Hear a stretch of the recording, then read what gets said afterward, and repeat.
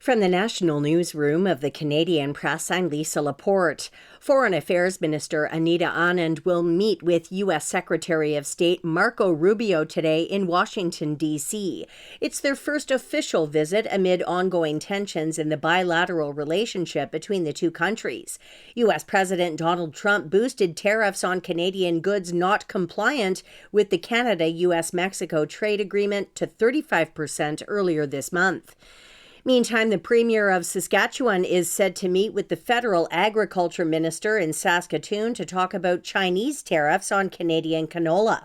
Scott Moe will be joined by Saskatchewan's agriculture minister at the meeting, which will also be attended by Prime Minister Mark Carney's parliamentary secretary and some industry groups. The price of Canadian canola crops has fallen, with millions of dollars in value wiped out since China imposed the nearly 76% tariff on canola seed. Ontario police have made an arrest in response to a string of thefts from cemeteries. Police saw a sedan leaving a cemetery in Waterford, Ontario, about 100 kilometers west of Niagara Falls. An officer later found the sedan parked with stolen items inside, including brass fixtures. A 39-year-old has been charged. It's one of a string of recent thefts from cemeteries in that area. In one case, thieves stole an urn. Police say the thieves appeared to target items with brass and bronze, including nameplates. Jason White, The Canadian Press. The Texas Senate is expected to vote today on a new congressional map aimed at delivering 5 more seats to Republicans in the next year's midterm elections. The Texas House of Representatives approving controversial new voting maps.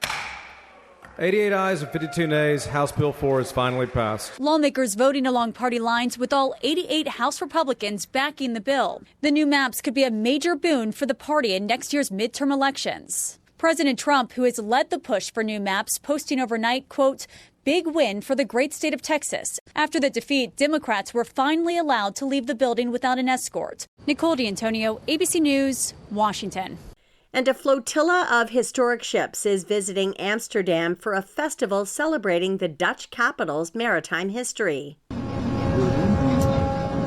Large crowds were packed along a major canal in Amsterdam to watch a flotilla of hundreds of historic ships sail into the Dutch capital during the start of a 5-day festival. Ships from all over the world, many decorated with colorful flags, are taking part in the 10th edition of Sail Amsterdam, which coincides with the city's 750th anniversary. The event is held every 5 years, but the 2020 edition was cancelled because of the COVID pandemic. I'm Mimi Montgomery.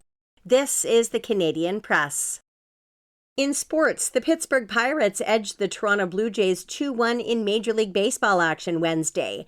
Meantime, LA Dodgers' Shohei Ohtani left Wednesday night's game against the Colorado Rockies after getting hit by an errant ball. Ottawa's Gabriela Dabrowski and her doubles partner, Aaron Rutliff, are on to the quarterfinals at the Monterrey Open in Mexico. And World Boxing will soon require genetic testing ahead of its upcoming championship. The governing body for Olympic-style boxing will require sex testing for all fighters wishing to compete in the women's division at its World Championships next month. World Boxing already had announced its plans to require competitors to undergo a polymerase chain reaction test or an equivalent genetic screening test to determine their sex at birth.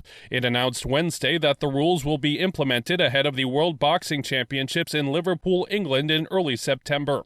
I'm Gethin Coolbaugh. From the Canadian Press, I'm Lisa Laporte. Thanks for listening. Don't forget to follow and subscribe. For more of today's top stories, visit thecanadianpressnews.ca.